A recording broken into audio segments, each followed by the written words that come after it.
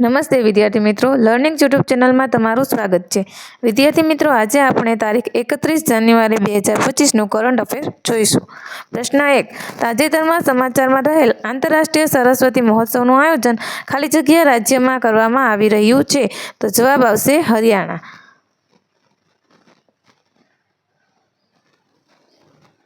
હરિયાણાના મુખ્યમંત્રી નયબસિંહ સૈની દ્વારા 29 જાન્યુઆરી 2025ના રોજ હરિયાણાના યમુનગર જિલ્લામાં સ્થિત આદિબદ્રી ખાતે 7 દિવસીય આંતરરાષ્ટ્રીય સરસ્વતી મહોત્સવ 2025નું ઉદ્ઘાટન કરવામાં આવ્યું હતું.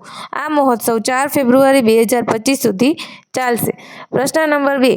તાજેતરમાં સમાચારમાં રહેલ 38મી સમર નેશનલ ગેમ્સનું આયોજન ખાલી જગ્યા રાજ્યમાં કરવામાં આવી રહ્યું છે? જવાબ આવશે ઉત્તરાખંડનું દહેરાદૂન. ઉત્તરાખંડ પ્રથમ વખત સમર નેશનલ ગેમ્સનું આયોજન કરવામાં આવી રહ્યું છે, જેની થીમ છે ગ્રીન ગેમ્સ.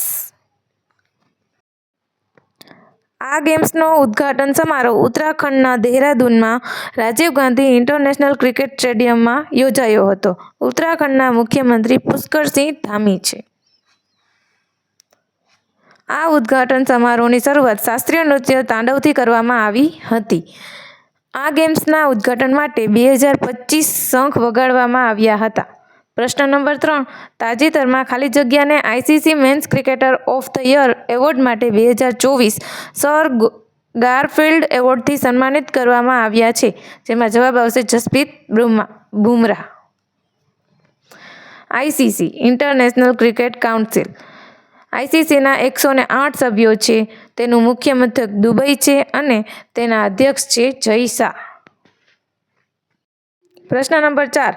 તાજેતરમાં સમાચારમાં રહેલ પશ્ચિમના ઉત્સવનું આયોજન ખાલી જગ્યામાં કરવામાં આવ્યું હતું, જેમાં જવાબ આવશે ઉત્તરાખંડ અને નેપાળ.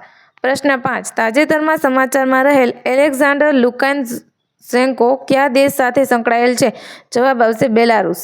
પૂર્વ યુરોપમાં એક લેન્ડલોક દેશ છે. તે રશિયા, યુક્રેન, લિથુઆનિયા, લાતવિયા, પોલેન્ડ સાથે સરહદો વહેંચે છે અને બેલારુસની રાજધાની છે મિન્સ્ક. પ્રશ્ન નંબર 6. તાજેતરમાં ખાલી જગ્યા દેશ યુરોડ્રોન પ્રોગ્રામમાં જોડાયો છે? તો જવાબ આવશે ભારત. પ્રશ્ન નંબર 7. તાજેતરમાં ખાલી જગ્યાને લિક્વિડ પ્રોપલ્શન સિસ્ટર સેન્ટરના ડિરેક્ટર તરીકે નિયુક્ત કરવામાં આવ્યા? તો જવાબ આવશે એમ મોહન.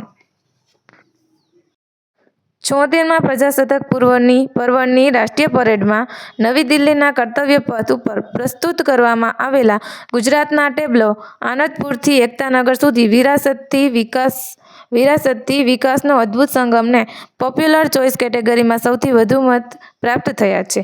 રાજ્યો અને સરકારના વિભાગોના 31 ટેબ્લો રજૂ કરવામાં આવ્યા હતા.